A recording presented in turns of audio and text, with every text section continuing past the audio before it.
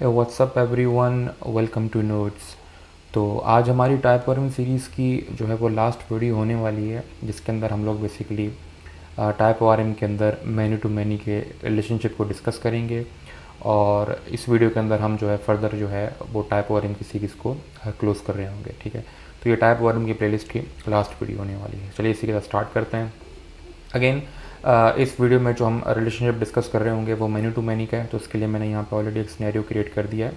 इसमें हमारे पास एक स्टूडेंट का टेबल होगा और एक कोर्सेज़ का टेबल होगा, और अगेन स्टूडेंट और कोर्सेज़ के बीच में मैनी टू मैनी का रिलेशनशिप बन रहा होगा, क्योंकि एक स्टूडेंट जो है वो मल्टीपल कोर्सेज़ में जो है वो सेलेक्ट कर सकता है मल्टीपल कोर्सेज़, और सेम एक कोर्स के अगेंस्ट में भी मल्टीपल स्टूडेंट्स हो सकते हैं। तो दोनों साइड से जो रिलेशनशिप बन रहा होगा वो मैनी टू मैनी का बन रहा होगा। और मैनी टू मैनी केस में पता है कि एक थर्ड टेबल बनता है जिसके अंदर दोनों की प्राइमरी कीज़ जो है वो रेफ़र हो रही होती हैं। ठीक है, यहाँ पर जो है वो स्टूडेंट के लिए ये आईडी प्राइमरी की है और कोर्सेज़ के लिए ये वाली आईडी प्राइमरी की होगी, और ये दोनों की दोनों जो है वो एज अ फॉरेन की यहाँ पे थर्ड टेबल पे रेफ़र कर रही होंगी। अगेन ये डेटाबेस रिलेटेड कॉन्सेप्ट है, तो मैं इसके इन डेप्थ नहीं जाऊँगा। ठीक है, तो हम बेसिकली ये रिलेशनशिप यहाँ पे इंप्लीमेंट करेंगे। और एट्रीब्यूट्स को मैंने बिल्कुल सिंपल रखा हुआ है ताकि जो है बिल्कुल सिंपल सिनेरियो हम लोग उसको कैटर कर सकें। आप चाहें तो एट्रीब्यूट्स अपने हिसाब से रख सकते हैं। ठीक है, और अगेन यहाँ पर बहुत सारे लोग मुझे रिक्वेस्ट कर रहे थे कि सर इसका सोर्स कोड प्रोवाइड करते हैं, तो मैं इस वीडियो को मैनी टू मैनी की रिलेशनशिप को इम्प्लीमेंट कर इसकी जो सोर्स कोड होगा वो मैं गेटअप पे लिंक जो है वो डिस्क्रिप्शन में डाल दूंगा, तो आप लोग वहाँ से जाकर जो है वो उस कोड को ईजिली रीड कर सकते हैं। ठीक है, और अगेन अगर आप चाहें तो वन टू मैनी या मैनी टू वन या वन टू वन के रिलेशनशिप को भी ईजिली उस कोड के थ्रू इम्प्लीमेंट कर सकेंगे। ठीक है, तो मेरा ख्याल थ्योरी काफ़ी हो चुकी है, तो इसी के साथ चलते हैं और अपनी प्रैक्टिकल डेमोन्स्ट्रेशन स्टार्ट करते हैं। ठीक है, तो इसी के साथ अपनी प्रैक्टिकल डेमोन्स्ट्रेशन स्टार्ट करते हैं। और अगेन यहाँ पर टाइम बचाने के लिए मैंने जो है वो प्रोजेक्ट ऑलरेडी वो जो लास्ट टाइम वाला कॉन्फ़िगर था वही इस्तेमाल करेंगे। कुछ चीज़ें मैंने चेंज की हुई है, ये कोड मैंने आप लोगों को प्रोवाइड करना था, तो मैंने कुछ चीज़ें यहाँ पे ऑर्गेनाइज़ कर दी हैं। एक चीज़ तो आप देख सकते हैं कि यहाँ पर मैंने जो ऐप डेटा सोर्स का कोड जो मैंने यहाँ पर हमारी app.ts में लिखा हुआ था वो यहाँ से मैंने रिमूव कर दिया, और रिमूव करके अगेन उसे एक DB के फोल्डर में ले गया हूँ। उस फोल्डर के अंदर हमने एक फ़ाइल बनाई हुई है जहाँ पर मैंने सारे के सारे कनेक्शन पैरामीटर्स वहाँ पे मेंशन किए हुए हैं। और अगेन फिर यहाँ से मैंने इस ऐप डेटा सोर्स को यहाँ से एक्सपोर्ट किया और उससे यहाँ पर इंपोर्ट करके मैंने यहाँ पे उसे इनिशियलाइज़ करवाया हुआ है। ठीक है, और एक चीज़ का मैंने ध्यान रखा हुआ है कि मैं इनिशियलाइज़ करने के बाद अगर मेरा डेटा सोर्स प्रॉपर्ली इनिशियलाइज़ हो रहा है तो ही मैं अपना एक्सप्रेस का सर्वर जो है वो स्टार्ट कर रहा हूँ। ठीक है, और सेकंड चीज़ मैंने ये की है कि मैंने ऑलरेडी यहाँ पर एंटिटीज़ बना के रख ली हैं। चाहे मेरे पास कोर्स की एंटिटी है और स्टूडेंट की एंटिटी है। ठीक है, और यहाँ पर ये उसके एट्रीब्यूट्स मैंने यहाँ पे ऑलरेडी डिफाइन कर दिए हैं। ठीक है, और अगेन यहाँ पर मैंने कस्टम टेबल का नाम दिया हुआ है, एक स्टूडेंट का नाम होगा टेबल का और यहाँ पर कोर्स का नाम होगा। ठीक है, ये अगेन क्योंकि टाइम बचाने के लिए काम हम रिपीटेडली करते हुए आ रहे हैं, तो मेरा निकाल के इसको दोबारा कोड करने का मकसद बनता है। ठीक है, तो इस पॉइंट पर अगेन यहाँ पर मैंने आईडी भी थोड़ी चेंज की है। अगेन मैं वेबस्टॉर्म इस्तेमाल कर रहा हूँ, और वेबस्टॉर्म को ऑब्वियस बात ये पेड है, लेकिन बनस्बत विजुअल स्टूडियो कोड के इसके अंदर बहुत सारे अच्छे फीचर्स जो हैं वो बिल्ट हैं। एक तो ये कि आप डेटाबेस को डायरेक्टली यहाँ से एक्सेस कर सकते हैं, और अगर यहाँ पे अगर रिफ्रेश करें तो आपको अगेन यहाँ पे वो दिखा देगा कि यहाँ पर दो टेबल्स मौजूद हैं। एक है मेरे पास कोर्सेज़ का टेबल अगेन जिसके अंदर वही एट्रीब्यूट्स आ रहे हैं, और यहाँ पर सेकंड टेबल मेरे पास स्टूडेंट का है। ठीक है, दोनों ही टेबल्स ऑटोमेटिकली क्रिएट हो चुके हैं और इनमें कोई भी डेटा मौजूद नहीं है, और टेबल्स ऑटोमेटिकली फॉर्म हो चुके थे क्योंकि मैंने यहाँ पे सिंक्रोनाइजेशन को जो है वो ट्रू किया हुआ था। ठीक है, तो चलिए विदाउट टाइम वेस्ट किए इसको स्टार्ट करते हैं। तो पहला तो हम एक काम करते हैं कि इन दोनों के बीच में हमने मैनी टू मैनी का रिलेशनशिप डिफाइन करना है, क्योंकि अभी सिर्फ आप देखें तो मैंने स्टूडेंट की एंटिटी डिफाइन की हुई है और कोर्स की एंटिटी डिफाइन की हुई है, लेकिन इसके अंदर मैनी टू मैनी का रिलेशन डिफाइन करना है। तो उस केस में अगेन आप जो है वो अपने गूगल पे आकर सर्च कर सकते हैं कि मैनी टू मैनी रिलेशनशिप और टाइप वाले।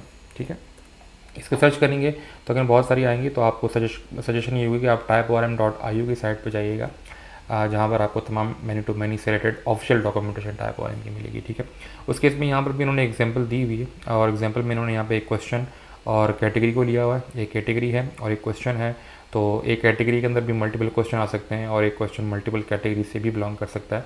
तो उस केस में उन्होंने यहाँ पे वो एग्जाम्पल दी हुई। ठीक है, और एग्जाम्पल बहुत ही सिंपल है। अगर आप यहाँ पे आएँ तो आप देख सकते हैं कि यहाँ पे कैटेगरी है और यहाँ पर क्वेश्चन है, और अगेन यहाँ पर उन लोगों ने मैनी टू मैनी का रिलेशनशिप डिफाइन किया है with respect to these decorators. ठीक है, तो उस केस में आप सिंपल इसको यहाँ पे कॉपी कर सकते हैं, और कॉपी करते साथ ही मैं यहाँ पे ले जाता हूँ, और क्योंकि मैंने स्टूडेंट और कोर्स के बीच में बनाना है तो मैं यहाँ पे ला के इसको पेस्ट कर देता हूँ। ठीक है, और इस केस में अगेन यहाँ पर एड दे रहा है तो हम चीज़ें इंपोर्ट कर लेते हैं। तो again we will be importing from typogram, और यहाँ पर कैटेगरी नहीं होगी, बल्कि यहाँ पर हम करेंगे कोर्स एंटिटी, ठीक है।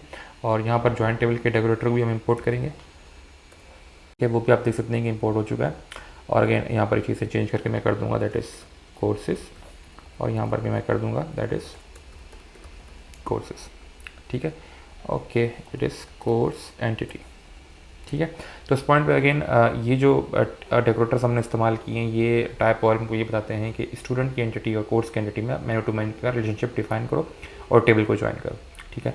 इस पॉइंट पर जैसे इसको सेव करोगे और सेव करते साथ अगर मैं अपना इंटीग्रेट टर्मिनल खोलता हूँ तो यहाँ पर आप देख सकते हैं कि इसने टेबल को अल्टर किया है, ठीक है। और उसने 8 कांस्टेंट फॉरेन की एक बनाई है, student underscore courses underscore course के नाम से उसने एक जो वो टेबल क्रिएट किया। थोड़ा ऊपर आएंगे तो शायद आपको टेबल क्रिएशन वाली स्क्रिप्ट भी नज़र आ जाएगी, ठीक है। यहाँ पे इसने इंडेक्स की ये रहा क्रिएट टेबल, ठीक है। तो क्रिएट टेबल में उसने देख सकते हैं कि स्टूडेंट अंडरस्कोर कोर्सेज के नाम से उसने एक टेबल क्रिएट किया, जो कि थर्ड टेबल है, ठीक है। अगर आप इसको वेरीफाई भी कर सकते हैं तो यहाँ पे अगर आप डेटाबेस में आएंगे और जैसे ही मैं थोड़ा इसको बड़ा करके डेटाबेस को रिफ्रेश करूँगा तो यहाँ पर आप देख सकते हैं कि तीसरा टेबल बन चुका है, ठीक है। तो इस केस में आप देख सकते हैं कि उस टेबल में स्टूडेंट आईडी आ रही है और कोर्स की आईडी आ रही है, ठीक है। और उस टेबल का अगर आप नाम देखें तो काफ़ी अजीब सा नाम जो है वो टाइप और ने दिया है, तो मैं नहीं चाह रहा कि ये नाम हम उसको दें, तो नाम को भी आप चेंज कर सकते हैं। तो उस केस में you guys can simply come over here और जॉइंट टेबल के अंदर आप जो है वो नेम के अंदर उस टेबल का नाम प्रोवाइड कर सकते हैं। तो मैं इसको कह सकता हूँ कि स्टूडेंट कोर्सेज, ठीक है। इसको सेव कर लेते हैं, ठीक है। और सेव करते साथ लेकिन आप अपने इंटीरियर टर्मिनल खोलेंगे तो आपको फर्दर जो है चेंजेस भी मिल जाएंगे। अब आप देख सकते हैं कि उसने टेबल क्रिएट किया स्टूडेंट अंडरस्कोर कोर्सेज के नाम से। और अगेन डेटाबेस को अगर मैं ओपन करता हूँ और उसको मैं रिफ्रेश करूँगा तो आप देख सकते हैं कि अब आपको स्टूडेंट अंडरस्कोर कोर्सेज के नाम से एक और टेबल नज़र आ रहा होगा। और उसको अगर आप ओपन करेंगे तो आपको student ID and course ID दोनों चीज़ें सही मिल रही हैं, ठीक है। तो ये जो पुराना टेबल है इसको हम रिमूव कर देते हैं, तो मैं इसको राइट क्लिक करके यहाँ से ड्रॉप कर देता हूँ, ठीक है। तो यहाँ तक हमारी रिलेशनशिप बन चुकी है। और रिलेशनशिप के लिए अगेन आप सिंपली जो है जाकर उसको फर्दर ट्राई आउट कर सकते हैं। तो उस केस में हम आ जाते हैं अपने ऐप.ts में और यहाँ पर हम रिलेशनशिप के साथ जो है वर्किंग स्टार्ट करते हैं। तो मान लीजिए पहले हम कुछ स्टूडेंट ऐड कर लेते हैं। तो उस केस में लेट सपोज करेंगे यहाँ पर आप किस तरीके से ऐड करेंगे। तो यहाँ पर सबसे पहले तो मुझे एक स्टूडेंट की रिपोजिटरी चाहिए, तो मैं बना लूँगा स्टूडेंट रिपोजिटरी इक्वल्स टू हम ऐप डेटा सोर्स को इस्तेमाल करेंगे .get रिपोजिटरी। और रिपोजिटरी के अंदर हम मेंशन करेंगे मुझे किस चीज़ की रिपोजिटरी चाहिए, ठीक है। तो हमारे केस में ये होगी स्टूडेंट एंटिटी की रिपोजिटरी, ठीक है। और इस पॉइंट पे अगेन आप जो है वो स्टूडेंट्स सेव करवा सकते हैं। तो मैं यहाँ पे एक स्टूडेंट भी क्रिएट कर लेता हूँ। तो that is let student equals to new student entity कर लेते हैं, ठीक है। और student dot age equals to 22 and student dot father name भी लिख लेते हैं हम लोग, ठीक है। Father name is equal suppose करें मैं जावेद कर देता हूँ, ठीक है। और इसी तरीके से स्टूडेंट डॉट जो नेम है वो भी आप देख सकते हैं कि लेट सपोज करें कि असद कर देते हैं, ठीक है। और इसी पॉइंट पे हम जो है वो स्टूडेंट डॉट करके हमने फादर नेम भी डिफाइन कर दिया, एज भी हो गई है, कोर्सेज रहते हैं, आईडी ऑटोमेटिकली जनरेट होगी और नेम भी हमने प्रोवाइड कर दिया, ठीक है।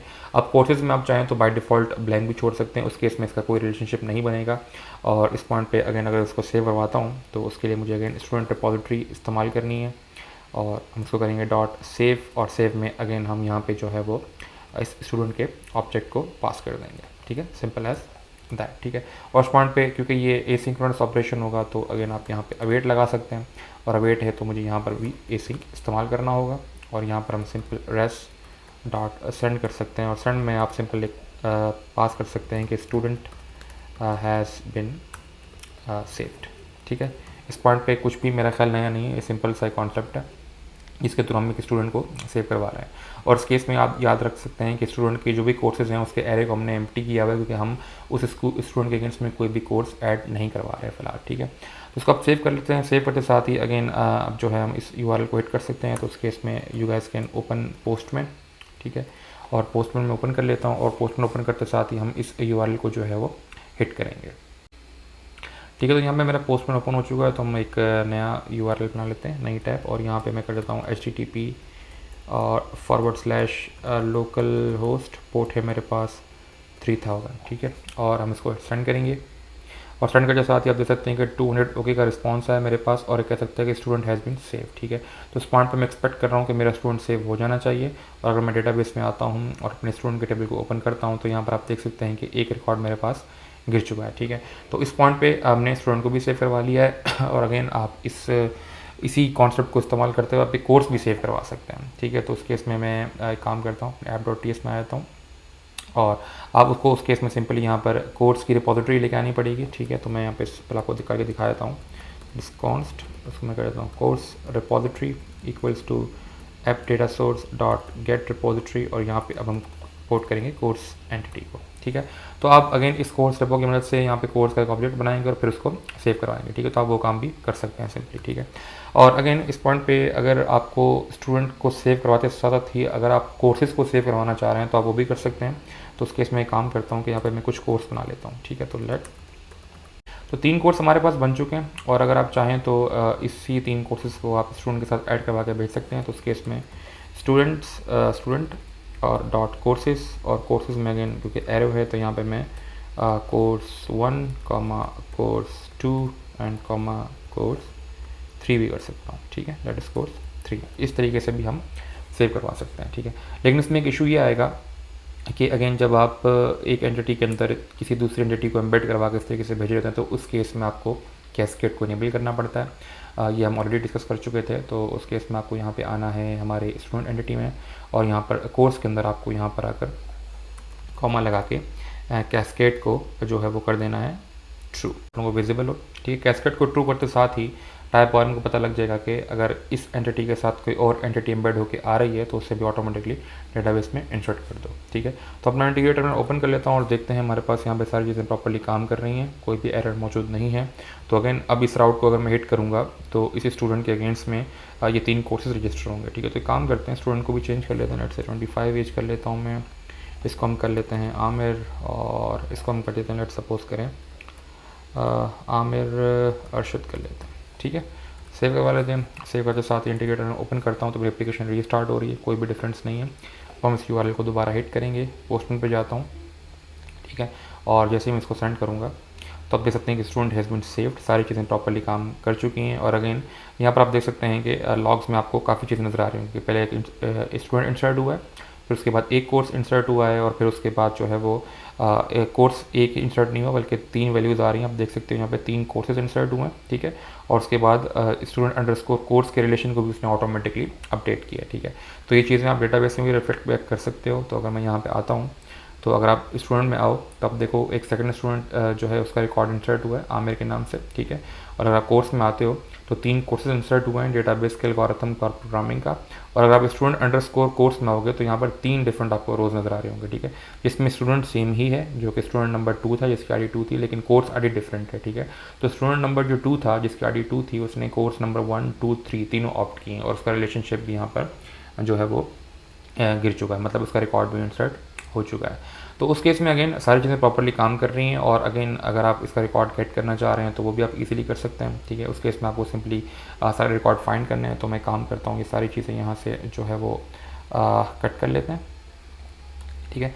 कट करके मैं इसको नीचे लेके चला जाता हूँ यहाँ पे पेस्ट करके और अगेन इसको हम कमेंट कर देते हैं ताकि आप इसको फर्दर इस्तेमाल कर सकें। तो यहाँ से लेकर यहाँ तक हम इसको कमेंट कर देते हैं, ठीक है। और अब यहाँ पे सिंपली अगर आपने स्टूडेंट रेपो के थ्रू कोई रिकॉर्ड फिट करने हैं तो अगेन वो भी आप कर सकते हैं। तो उस केस में आपको सिंपली यहाँ पर आकर करना है कि लेट इसको मैं कर देता हूँ स्टूडेंट्स और इक्वल टू हम स्टूडेंट रेपो करेंगे डॉट और फाइंड। और फाइंड के अंदर अगर आप कोई भी पैरामीटर नहीं देते तो इसका मतलब क्या है कि आप ऑटोमेटिकली सारे के सारे रिकॉर्ड्स जो हैं वो गेट करना चाह रहे हैं। तो यहाँ पर मैं लगा दूंगा अवेट क्योंकि एसिंक्रोनस ऑपरेशन है। और अगर जितने भी स्टूडेंट्स आएंगे तो आप इसको सिंपल जो है वो बजाय स्ट्रिंग रिटर्न करवाने का आप जेसन रिटर्न करवा सकते हैं। तो रिस्पॉन्स डॉट जेसन और उसमें मैं सिंपल स्टूडेंट्स जो है वो पास कर देता हूँ, ठीक है। तो सेव करवा लेते हैं। सेव करने साथ ही मैं अगर अपना इंटीग्रेटर ओपन करता हूँ तो आप देख सकते हैं कि कोई भी डिफरेंस यहाँ पर नहीं है। अगेन आप इस राउट को यहाँ पे हिट करोगे सेंड करोगे तो आपको सारे के सारे स्टूडेंट्स यहाँ पे मिल जाएंगे जो कि फ़िलहाल सिर्फ 2 ही स्टूडेंट थे, स्टूडेंट 1 एंड स्टूडेंट 2। अब यहाँ पे आप देख सकते हैं कि मेरे पास कोर्सेज नहीं आ रहे, ठीक है।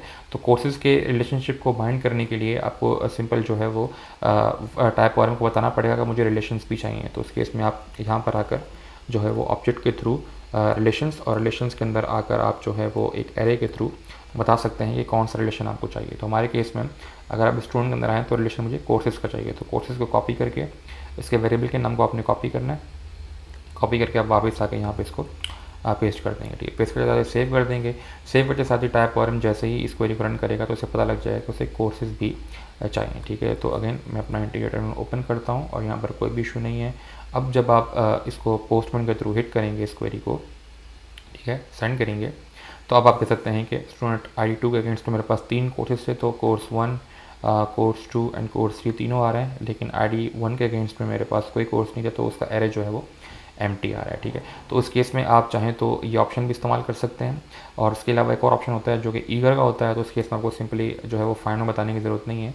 आप सिंपली जाकर स्टूडेंट के अंदर आकर, अगर मैं यहाँ पर आकर कॉमा देके ईगर को ट्रू कर देता हूँ, तो इस केस में टाइप ORM को पता लग जाएगा कि डजेंट मैटर कि स्टूडेंट की एंटिटी में रिलेशनशिप है कि नहीं, इसको ऑटोमेटिकली इसको आपने लोड करना ही करना है एनी हाउ, जब भी स्टूडेंट की एंटिटी को जो है वो रिक्वेस्ट किया जाएगा, ठीक है।